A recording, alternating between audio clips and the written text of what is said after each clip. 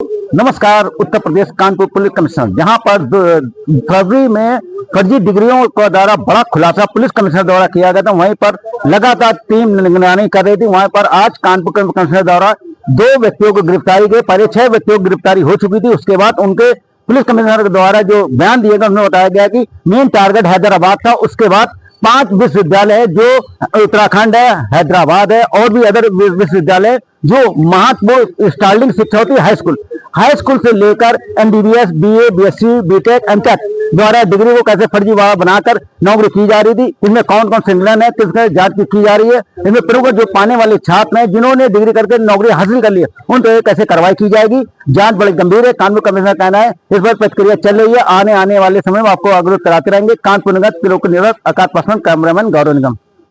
Sir, फर्जी marksheet के मामले में 2 आरोपी पकड़े गए हैं। इनका नेक्सस यहाँ ही नहीं बल्कि बाहर भी रहे, फाउंडेशन में चलाते रहे। क्या पूरा मामला है? ये डॉक्टर मनीष और अर्जुन यादव 2 लोगों को पकड़ा गया है। पिछले फरवरी में हमारे द्वारा एक फर्जी मार्कशीट का एक रैकेट को बस्ट किया गया था, जिसमें 1000 के आसपास फर्जी मार्कशीट और डिग्रियां बरामद हुई थी। इसी कड़ी में जो मेन सरगना उस समय बताया जा रहा था, शैलेंद्र जो उस समय का मेन सरगना था, उसने बताया था कि मुझसे भी बड़ा सरगना जो है डॉक्टर मनीष है। डॉक्टर मनीष की लोकेशन हैदराबाद में थी और हैदराबाद में हमारी टीम लगातार इसको प्रयास कर रही थी पकड़ने का, और इसके द्वारा लगातार स्थान बदला जा रहा था। पुणे, गोवा, बेंगलोर और दिल्ली और फरीदाबाद में फाइनली इसको पकड़ने में हमारी पुलिस कामयाब हुई है। और इसके शैलेंद्र और अर्जुन के बीच में जो कैश इसका पैसों का लिंक है, इनके व्हाट्सएप मैसेजेस और इनके मोबाइल के पूरे डिटेल हमारे पास हैं। इसके आधार पर इन्होंने काफ़ी संख्या में अवैध जो फेक मार्कशीट का और फेक डिग्री का जो है इन्हों का लेन देन का पूरा डिटेल है। इन्हें ये अपनी पूछताछ में ये भी बताया, एक संजय पंजानी जो इंदौर में है उनका नाम बताया, एक शेखर गुप्ता का और नाम बताया जो कानपुर का है। 2019 से ये रैकेट काम कर रहा था। ये जो डॉक्टर मनीष है, डॉक्टर मनीष एक ग्लोबल बुक एक्सीलेंस अवार्ड भी चलाते हैं, जो इंग्लैंड की एक संस्था उसे अंडर इन्हें रजिस्टर्ड करवा रखी है। और ये पिछले 4 संस्करण करा चुका है, 2 मुंबई में, 1 बेंगलोर में और 1 गोवा में करा चुका है। इसमें कई लोगों को जो विभिन्न फील्ड में जो अच्छे काम करते हैं उनको पुरस्कृत करने का ये चेयरमैन खुद होकर के पुरस्कार दिलाते थे, अवार्ड दिलाते थे। और ये केवल इनका बाहरी आवरण था, इनका फेसबुक, इंस्टाग्राम से इसको देखा जा सकता है, लेकिन अंदर से ये जो है ये फेक मार्कशीट और फेक गलत धंधे से पैसे कमा रहे थे। किनको बनाते थे मार्कशीट? अर्निंग क्या थी? कैसे किनको मार्कशीट उपलब्ध कराते थे? ये मार्कशीट जो उपलब्ध कराने के, जैसे कि हर एक मार्कशीट का जैसे 80 to 90,000 जो है पर बीएससी, हाई स्कूल और इंटरमीडिएट और की मार्कशीट का रेट होता था, और जो डिग्री की होती थे 1.5 लाख 2.5 लाख तक की होती थी। जो इसने अभी तक हमको केवल जो है बीए, बीएससी और बीकॉम की मार्कशीट का बताया है, लेकिन प्रोफेशनल मार्कशीट उनका डिग्री का नहीं बताया है।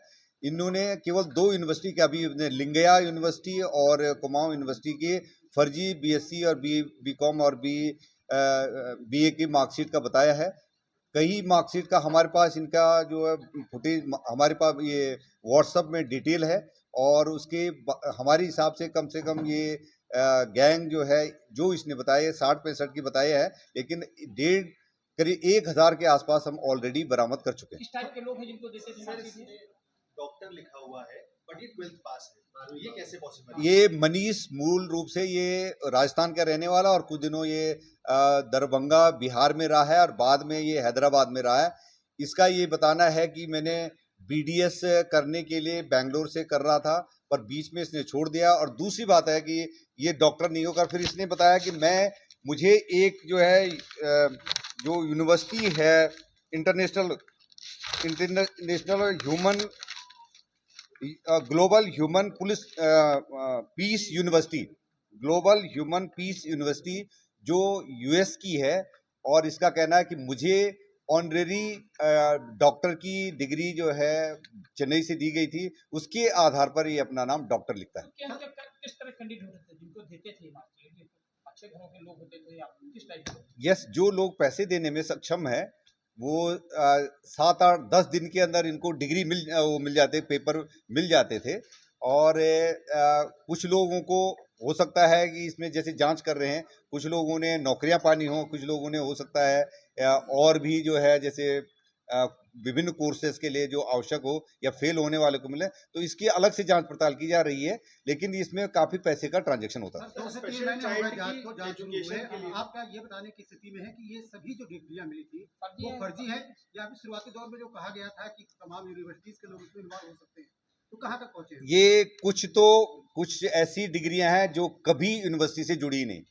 लिंगया यूनिवर्सिटी द्वारा पहले मुकदमा पंजीकृत कराया जा चुका है कि उनके नाम का गलत इस्तेमाल किया जा रहा है, और गलत इस्तेमाल करने वाला संजय पंजानी का उन्होंने एक वेबसाइट अपना बना रखा है जिसमें अपने दिखा रखा है कि आप अपने मार्कशीट के देखिए, अपना मार्क्स देख सकते हैं। ये फेक ढंग से उन्होंने अभियोग पंजीकृत किया। इसमें यूनिवर्सिटी के हर जगह जरूरी नहीं है कि यूनिवर्सिटी के लोग इसमें इन्वॉल्व। कुछ जगह की यूनिवर्सिटी की हम लोग जांच कर रहे हैं अभी भी, जैसे नॉर्थ ईस्ट की कुछ यूनिवर्सिटी, कुछ की वास्तव में यूनिवर्सिटी एग्जिस्ट नहीं करती है, फर्जी यूनिवर्सिटी है, और कुछ है भी तो उनके जो डॉक्यूमेंट्स हैं उनके डॉक्यूमेंट के परीक्षण अलग से कराए जा रहे हैं। मेरे डॉक्यूमेंट जो बरामद किया पुलिस ने किए थे वो सही पाए गए। जी, कानपुर यूनिवर्सिटी की तरफ से सफाई आई थी, जो पुलिस पर पिछली बार पकड़ा गया था कि हमारे जो डॉक्यूमेंट्स हैं उसमें सही हैं। कुछ यूनिवर्सिटीज का मैंने जैसे बताया है कि उनके यहाँ पर खास करके कोविड के समय पर जो ऑनलाइन कोर्सेज हुए थे उनके द्वारा जारी कराई गई थी, और ये दोनों शैलेंद्र दोनों प्रकार से करते थे कि जो लोग जो है कुछ लोगों को एग्जाम दिलाते थे और कुछ लोगों की फर्जी मार्कशीट कराते थे। अलग-अलग प्रिंटिंग प्रेस में छपती है मार्कशीट, या इंदौर में? चाइल्ड के लिए इंस्टीट्यूट एजुकेशन का चला रहे थे लोग, अल्मा किड्स, और वो क्या पूरा मामला है? ये अर्जुन द्वारा जो दो स्पेशल जो है जो बच्चे होते हैं, उनके प्ले स्कूल के बच्चे होते हैं, प्ले स्कूल के लिए इनके द्वारा एक फ्रेंचाइजी चलाए जो ऑनलाइन कोर्स होता है, और डॉक्टर रिमोटली, ये टीचर रिमोटली बैठता है और प्ले स्कूल में उसको ऑपरेट करने वाले कुछ लोग होते हैं।